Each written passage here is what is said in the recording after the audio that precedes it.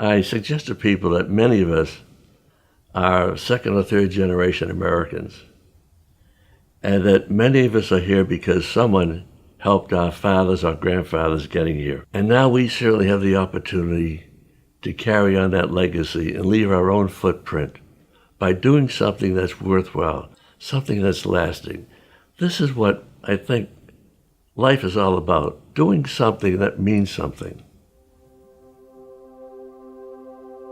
Coming down to Florida when I moved here in 1994, one of my first stops was to join the JCC, and I've been involved in the JCC ever since. This is my son, Ethan. This is Ethan. He is also a member of the JCC community.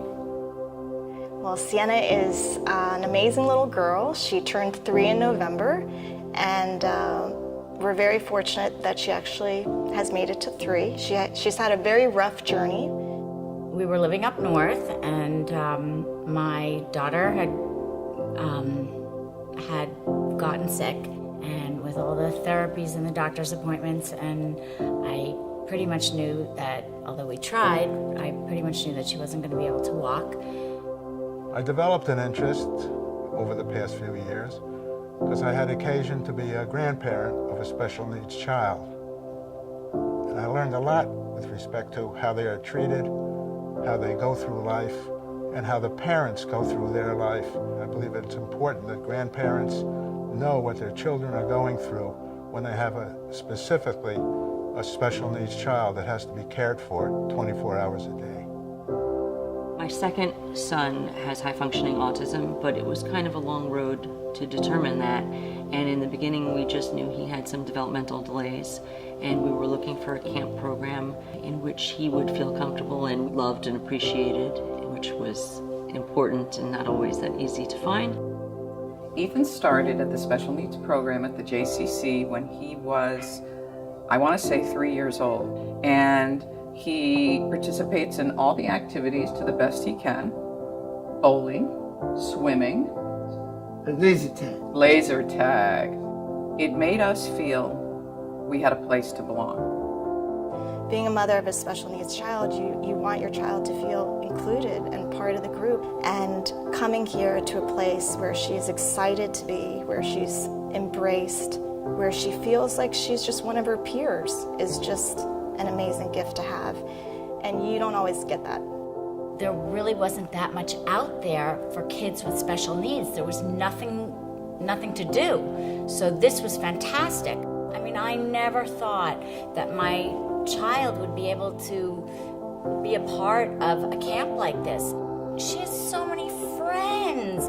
All these kids, they want to push her wheelchair. Little kids, they're singing to her.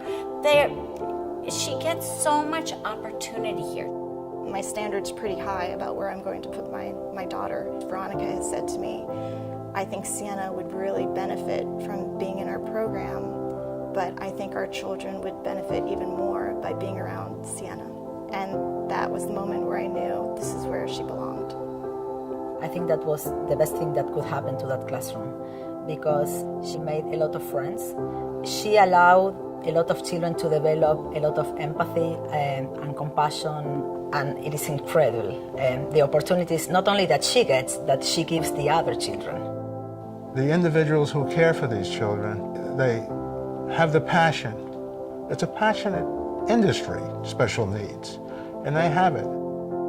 The teachers have created an environment that has embraced Sienna, and I feel like she's celebrated like all the other children are every single day. It's so important to have skilled people to help us on that journey, and not everybody is in a situation where they can afford to do it on their own. It's cost prohibitive.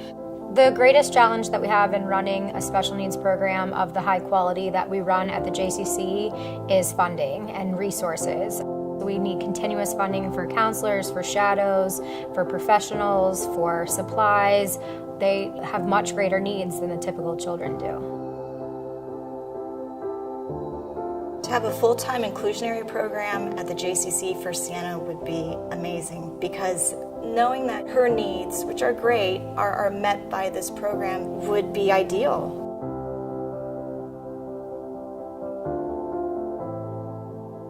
There's a tremendous burden on the families of special needs children. It's a 24/7 operation. It never stops. As a mother of a special needs child, I drive all over the place for good therapists, for stimulating classes for Sienna. To be in one place would be a huge burden released because she would have a home where she can come and just embrace life and be embraced. The future of improving the lives of these children is by expanding these programs.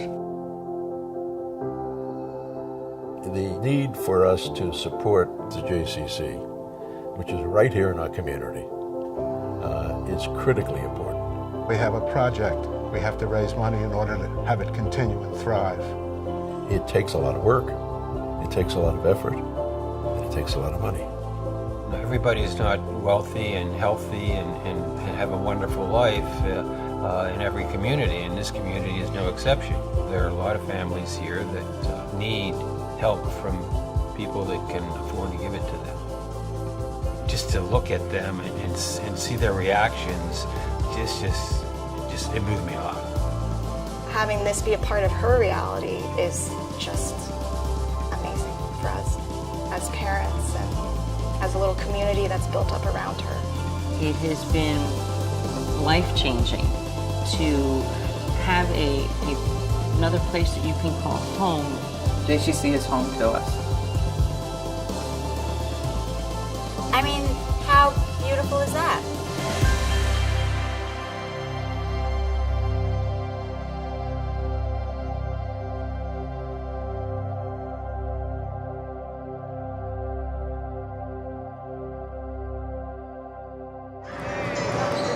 Here we go.